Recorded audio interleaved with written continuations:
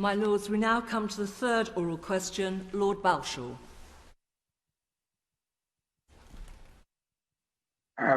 The rail industry has made many proposals to government about the reform of fares structures to better reflect the present conditions in the market. Sorry. I think you need to ask leave to put the question. Oh, sorry, I beg your pardon. I beg leave to ask the question standing in my name on the order paper. I call the Minister, Baroness Vera of Norbiton. My Lords, the Government is considering how we can modernise our fares and ticketing offer to develop more convenient and better value options for everyone. However, our immediate focus must be on ensuring that we keep the railway available and safe for those who need to rely upon it. Lord Bradshaw. The rail industry has made many proposals to the government about the reform of fare structures to better reflect the present conditions in the market. When will the government make some of these decisions, please? The Noble Lord is quite right. Indeed, the Government proactively approached the train operating companies for proposals as to how we can make our ticketing and fares system better for consumers. We have received a number of proposals over the summer and we are considering those proposals. Lord Snape. As it is apparent, my Lords, that the Treasury will insist on an inflation plus increase in rail fares next year, does the Minister feel that such a policy will attract passengers back to the railway system following the pandemic? Or is it not more likely, given the continuation of the 11-year freeze on fuel duty, that more motorists will take to the roads, causing even more congestion and pollution in future? The Government is currently considering plans for any increase in regulated rail fares. The taxpayer has provided a huge amount of support to the train services over the course of the pandemic. Passengers clearly must also contribute to maintaining and improving the service, and any fare rises will fund crucial investment. Baroness Ranston. My Lords, can the Noble Lady the Minister tell us if the rumours that the fare increase next year will be not just RPI 1.6%, but RPI plus 1%, are the rumours that it will be a 2.6% increase true? Is that being considered by the Government? And does she accept that rail passengers already pay fares in Britain that are very much higher than in the rest of Europe, and they really shouldn't be expected at this difficult time to carry an extra burden? Well, I'm sure the Noble Baroness will understand that I couldn't possibly comment on rumours, but I would refer her to the answer that I just gave to the Noble Lord Snape in terms of the Government's current plans for any increase in regulated rail fares. Lord Moylan. My Lords, public transport must provide sufficient capacity to meet demand in peak periods, and so it has excess capacity at other times of the day. And if public transport is to maximise its own fares revenue and avoid dependency on the taxpayer, does my noble friend the Minister agree that operators should be allowed to offer a broad and flexible range of non-regulated fares so as to recognise variations in demand, and that a move to a rigid and simple fares regime is likely to force unnecessary increases in many fares? My Lords, fares revenues remains a core component of funding for the railways, and I agree that it's important that train operators manage their businesses in line with taxpayers' interests. Any proposals for changes to fare structures will, of course, be discussed with train operating companies to ensure they deliver both for passengers and for the taxpayer. Lord Lumber. My Lords, now is the opportunity to reset the balance and give rail passengers better value for money.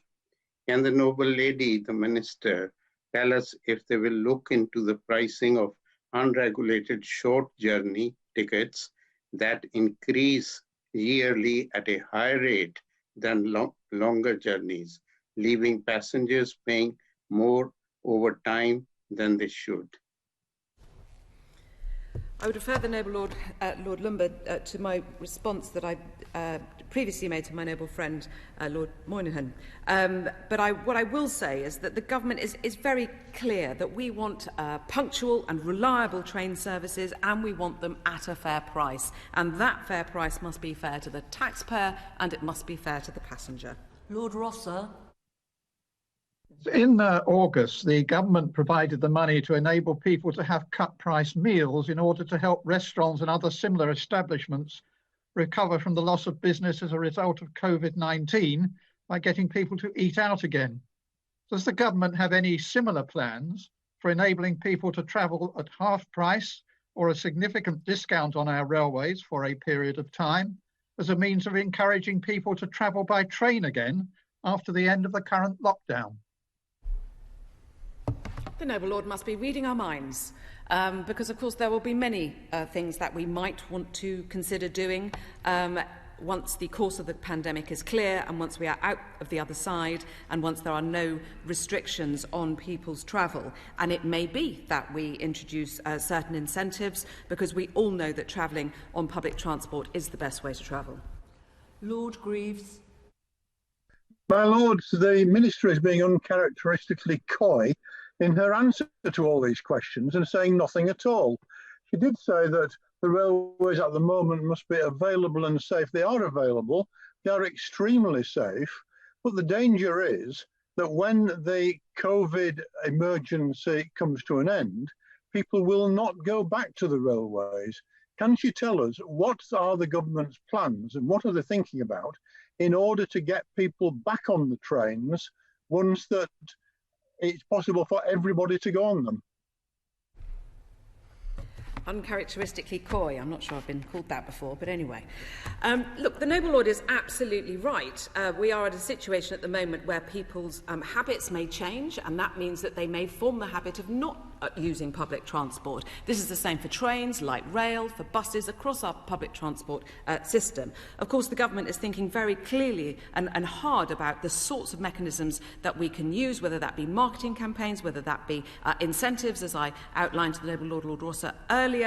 We will consider all of these things. But, my lord, now is not the right time. Now is the right time to be following the November restrictions and to make sure that we keep the virus under control. Baroness Jones of Moulscombe.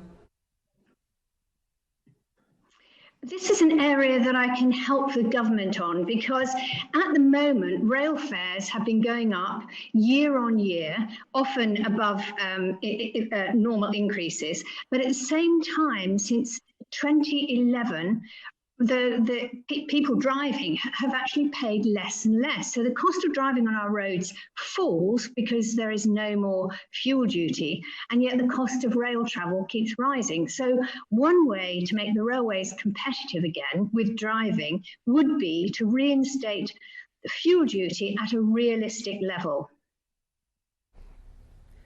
I'd like to thank the noble lady for her advice, and I'm sure the Treasury is listening. But as I said to the noble Lord Snape earlier, we are considering plans for rail fares in the future. But it is the case that we are working very hard on how to modernise our ticketing offer such that rail travel is as affordable as we can possibly make it. Lord Young of Cookham. My Lords, one of the challenges facing the railways is to spread the morning peak. Reduced fares kick in after about 9 o'clock. Would my noble friend consider reductions for journeys that begin before, say, 7 o'clock in the morning in order to spread the peak earlier as well as later? I thank my noble friend for that suggestion, and I'll make sure that the department is actually looking at it. However, one of the things that I discovered in my work with TfL is that the morning peak is now shockingly early and actually seems to start at about 5:30. Lord Berkeley.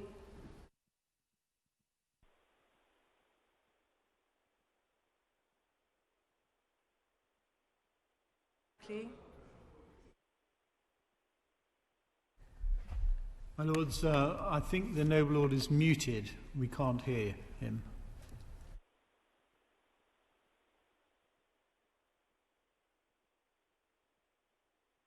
I think we'll have to move on to the next speaker, Lord Lancaster of Kimbolton. My Lords, commuters on the West Coast Main Line have been jammed in like sardines for years, never an appealing prospect, and even less so at the times of COVID. But as well as flexibility on pricing, do we not also need to look at increasing capacity on our railways if we are to tempt people back to rail use? The Noble Lord is, of course, completely right, and that is why the Government is investing £48 billion over Control Period 6, not only to maintain our railways, but also to enhance it and to increase capacity. We just have a few minutes, so if we could try Lord Berkeley again.